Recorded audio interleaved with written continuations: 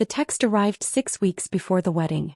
I was in my home office in Napa Valley, reviewing architectural plans for a new resort property, when my phone buzzed with the family group chat notification.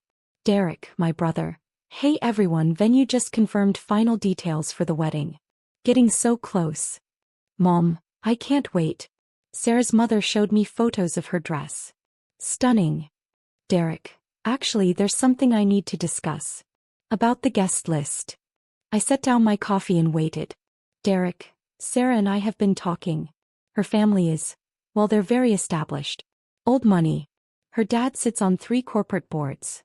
Derek, the wedding is going to be pretty formal. High-profile guests. Business connections. Derek, Alex, I think it would be better if you didn't come. I stared at the screen. Me, what? Derek, it's not personal. It's just that Sarah's family might ask questions. About what you do. Where you live. And I don't want things to be awkward. Mom, Derek has a point, honey. You're still trying to get that business off the ground, right? Sarah's family might not understand. Derek, you're still living in that rental property in Napa, working on your hospitality project. Sarah's cousin is a VP at Marriott. Her uncle owns a hotel chain. It would just be uncomfortable comparisons. Dad, your brother's wedding is important for his career. Sarah's father has connections in commercial real estate. We need to make a good impression. Derek, I'm trying to protect you, man. Sarah's family can be pretty judgmental about success. I don't want you to feel bad. Mom, we'll do something special for you separately. Just the family. I looked out my window at the vineyard stretching across my property. 60 acres. The main house where I lived was 8,000 square feet. Beyond it, the luxury resort I'd been building for 18 months was nearing completion. 25 private villas, a world-class restaurant, a spa, and a wedding venue that had already been featured in 3 major travel magazines. The same wedding venue Derek had booked for his ceremony. He had no idea he'd booked my property. Me, okay. Derek, thanks for understanding, bro, really. We'll celebrate after the honeymoon. Mom, you're being very mature about this, Alex. Dad, that's my boy. I set my phone down and returned to the architectural plans. My property manager, Claire, knocked on the door frame. Alex, the Peterson wedding is 6 weeks out. Did you want to review the final arrangements? The Peterson wedding, I repeated slowly. She consulted her tablet. Derek Peterson and Sarah Whitmore. Ceremony in the main pavilion, reception in the grand hall. 300 guests. They've booked the premium package, $180,000. And they still don't know who owns the property? All communications have been through me and the events team. Your name isn't on any of the paperwork they've seen. As far as they know, they're dealing with Meridian Estate and Resort. Perfect. Keep it that way. You're really going to let your brother book his wedding at your resort without telling him? He uninvited me from his wedding because he's embarrassed of me. I'm just respecting his wishes. Claire grinned. You're diabolical. I'm strategic. Growing up, Derek was always the golden child. Older by 3 years, he'd followed the traditional path. Business degree, corporate job, steady climb up the ladder. He was a commercial real estate broker at a prestigious firm in San Francisco, pulling in $180,000 a year. By family standards, Derek was wildly successful. I was the weird one. After college, I'd backpacked through Europe, worked at hostels, managed a small bed and breakfast in Vermont. When I told my family I wanted to work in hospitality, they'd been concerned. Hospitality. Dad had said like I'd announced I was joining a cult. You mean like hotel management? Something like that. That's very service-oriented, Alex. Not a lot of upward mobility. Derek had laughed. He's going to be changing sheets and checking people in for the rest of his life. I'm thinking bigger than that. What, you're going to manage a Holiday Inn someday? Aim high, little brother. I'd stopped trying to explain my vision after that. At 23, I'd used my savings to buy a rundown property in Napa Valley. 3 acres, a dilapidated farmhouse, and a lot of potential. Everyone thought I was crazy. Napa. Mom had said, Alex, you can't afford Napa. I can afford this property. It's probably a dump. It was a dump. But it was my dump. I'd spent 2 years renovating it myself. living in one room while I rebuilt the rest. Learning plumbing, electrical, carpentry. I'd turned it into a boutique bed and breakfast with 5 rooms. Within a year I was booked solid, charging $400 a night. I never told my family. They thought I was still trying to make it work. At 25 I sold the B&B for $1.2 million. Triple what I'd paid. Used that money to buy 60 acres down the valley with a historic mansion. Spent the next year creating a luxury retreat. 10 guest suites, farm-to-table dining, vineyard tours. My family thought I was still working on that hospitality thing. At 27, that property was featured in Travel Plus Leisure's Top 50 Hidden Gems. I sold it for $8.5 million. My family thought I was still trying to get established. At 28, I bought the current property. 60 acres of prime Napa Valley land with a historic estate house and enough space to build something extraordinary. I'd spent 18 months and $35 million creating Meridian Estate and Resort, 25 private villas, each one a masterpiece of design. A restaurant run by a Michelin-starred chef. A world-class spa.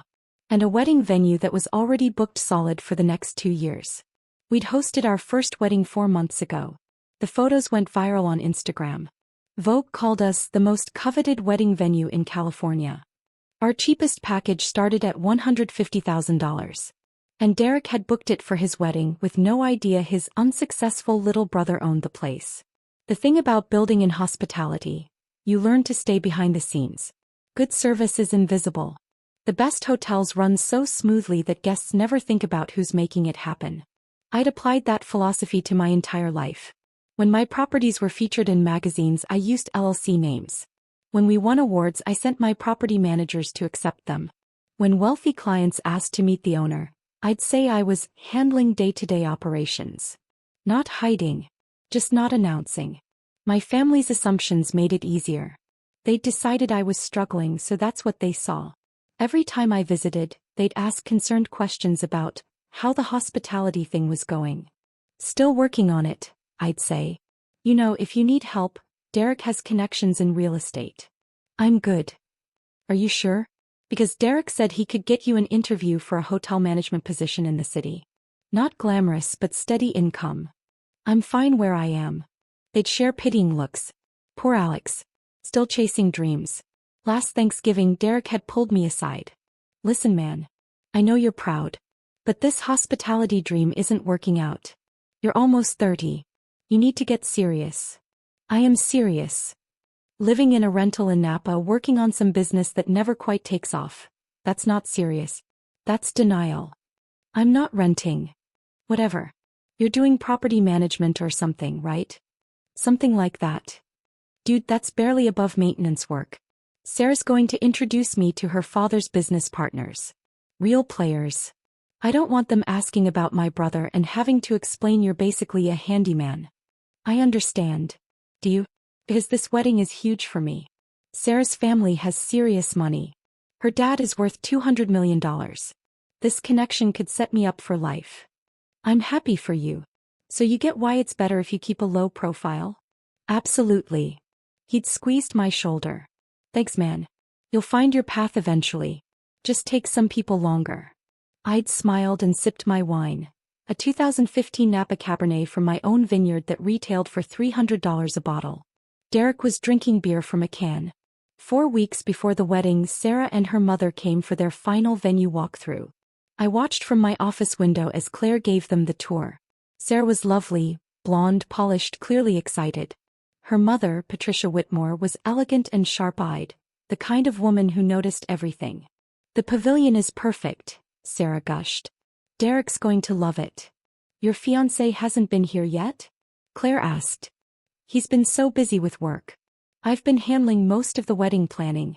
But he's going to die when he sees this place. It's exactly what we wanted. Patricia examined the gardens. This property is extraordinary. How long has Meridian been in operation? We held our first event 4 months ago, Claire said. But the property has been in development for 18 months. And the owner? Prefers to remain private. Very hands-off. Lets us run the operations. Smart. Good hospitality is about the guest experience, not the owner's ego. From my window I smiled. I liked Patricia already. After they left, Claire came to my office. Sarah seems nice. She does. You're really not going to tell them? Derek uninvited me because he's embarrassed.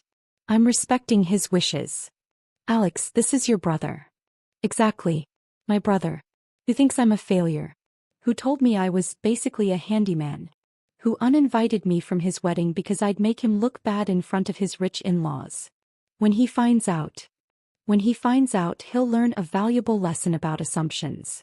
Which is, don't uninvite your brother from your wedding when you don't actually know what he does for a living.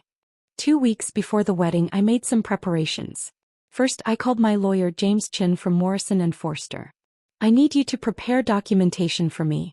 Complete business history, property ownership, revenue statements.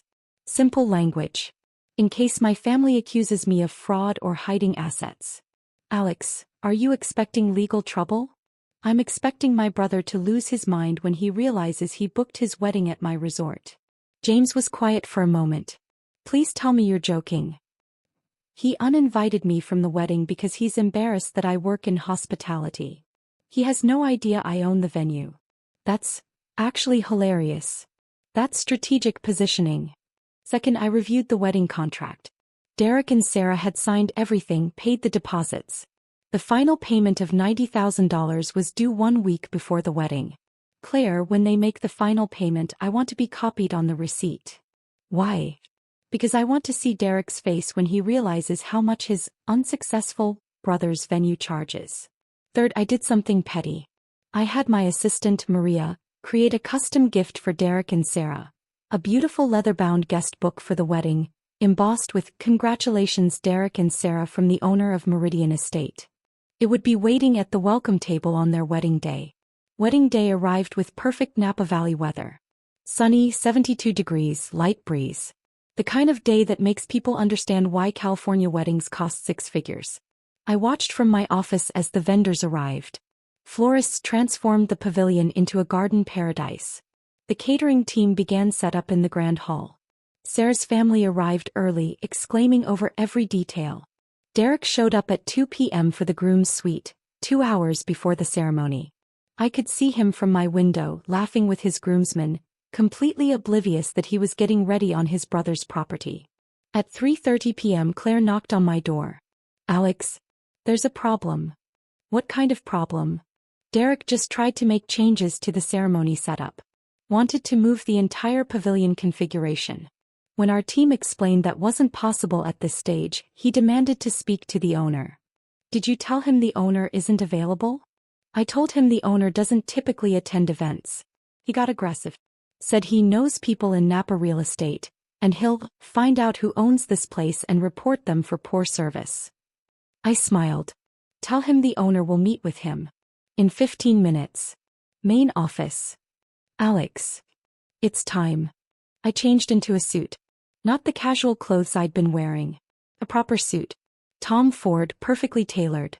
The kind of suit that costs what Derek makes in a month. At 3:45 p.m. I walked into the main office and sat behind the desk. At 3:47 p.m., Claire escorted Derek to the door. Sir, the owner will see you now. Derek walked in already talking. Look, I don't know who you are, but your staff is being completely unreasonable. I'm paying $180,000 for this wedding and I expect. He stopped mid-sentence. His face went from confident to confused to pale in about 3 seconds. Alex. Hi, Derek. What are you? Why are you? He looked around the office. At the photos on the wall of the property's development. At the awards and certificates. At my name on the business license frame behind my desk. You're the owner. I'm the owner. Of Meridian Estate. Of Meridian Estate. He sank into the chair across from my desk. This is your property. 60 acres. 25 villas. Restaurant, spa, event facilities. Yes. But you said you were working on a hospitality project. You said you were doing property management. I said I was working in hospitality. You assumed that meant I was struggling.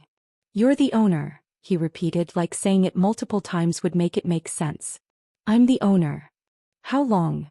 I bought the land 2 years ago. Spent 18 months developing it. We opened 4 months ago. 4 months ago? We booked this place 6 months ago. You booked it during our preview period. Before we officially opened. Sarah found us through a wedding planner. He stared at me. You knew we booked your venue. Of course I knew. And you didn't tell us. You uninvited me from your wedding because you were embarrassed of me. I thought it would be better if I kept my distance. That's not, I didn't uninvite you because I was embarrassed. No. What did you say? Sarah's family might ask questions about what you do. It would be uncomfortable comparisons. That's not embarrassment. He had no response. You told me I was basically a handyman. You offered to get me a hotel management interview as charity. You said I needed to get serious about my life. I didn't know you owned all this. Biz, you never asked. You assumed. You decided I was failing and you never bothered to check if that was true. Derek stood up, pacing. This is insane. You let me book my wedding at your property without saying anything. You uninvited me from your wedding without asking if I might be successful. We're even. We're not even. You should have told me. Why? So you could what? Try to get a family discount? Use our connection to impress Sarah's family? You made it very clear you didn't want me involved in your wedding. Because I thought. You thought I was a failure. Say it. I thought you were struggling. Those aren't the same thing, Derek. You thought I was beneath you. Beneath Sarah's family. Too unsuccessful to be worth including. He sank back into the chair. Oh my God. Sarah's family. Her parents, her uncle who owns hotels. They're all here. They're all about to find out you own this place. Yes. They're going to ask why you're not at the wedding. Probably. They're going to ask about our family. Definitely. What am I supposed to tell them? The truth? That you uninvited your brother because you assumed he was poor, and it turns out he owns the venue you're getting married at. Derek's phone started buzzing. He looked at it. Sarah's texting. Ceremony starts in an hour. I need to get back. You should go. He stood, then paused at the door. Are you going to ruin this? Are you going to tell everyone during the wedding? Derek, I'm not going to ruin anything. I'm not even attending. Remember. Alex. Go marry Sarah. She seems lovely. Enjoy your wedding at my resort. The staff will take excellent care of you. I didn't know, he said quietly. I really didn't know. I know. That's the problem. He left. I returned to my office window and watched the ceremony from a distance.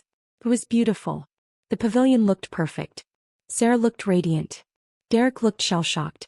At the reception, I watched Sarah's father give a toast. He thanked the venue staff, praised the location, and mentioned how impressed he was with Meridian Estate. Then Patricia Whitmore stood up. I couldn't hear her from my office, but I watched Derek's face go from uncomfortable to panicked as she spoke. My phone buzzed. Text from Claire. Claire, Patricia Whitmore just asked Derek if he knew the owner of Meridian Estate. He's sweating bullets. Me, what did he say? Claire, he said yes. She asked to meet you. She wants to discuss business opportunities. Me, tell her I'd be happy to meet with her tomorrow. After the couple leaves for their honeymoon. Claire, you're evil. Me, I'm professional. The wedding ended at 11 p.m. The guests departed. Derek and Sarah retired to the honeymoon villa, a $2,500 per night accommodation that was complimentary with their wedding package. At 11:30 p.m. my phone rang. Alex? What is happening? Hi, Mom. Derek just called us. He said you own the wedding venue. That can't be right. It's right. You own Meridian Estate? Yes. The luxury resort that charges $180,000 for weddings? Our premium package, yes. Silence. Then, why didn't you tell us? I tried to tell you for years. You weren't interested. That's not fair. We've always supported your hospitality work. You've always pitted my hospitality work. There's a difference. We thought you were struggling. I know. That's why I stopped correcting you. Dad's voice in the background. Let me talk to him. Alex, Dad said. This is serious. Derek is mortified. Sarah's family is asking questions. Her father wants to know why we didn't mention you own a luxury resort. What did you tell him? I told him we didn't know. And he looked at us like we're terrible parents. Patricia Whitmore asked how we could not know what our own son does for a living. Good question. Don't be smart with me, Alex. You should have told us. I did tell you. Multiple times. You didn't listen. You said you were working on a hospitality project. I was. This resort is that project. You should have been more clear. Dad, I bought my first property at 23. Renovated it. Sold it for $1 million profit. I bought a second property. Built it into a successful business. Sold it for $8 million. I bought this property. Built a luxury resort worth over $50 million. At what point should I have been more clear? Silence. $50 million? Mom's voice was small. The property and business are valued at $52 million as of last month. Alex. I need to go. We have guests checking out in the morning. Good night. I hung up. At midnight, Derek texted.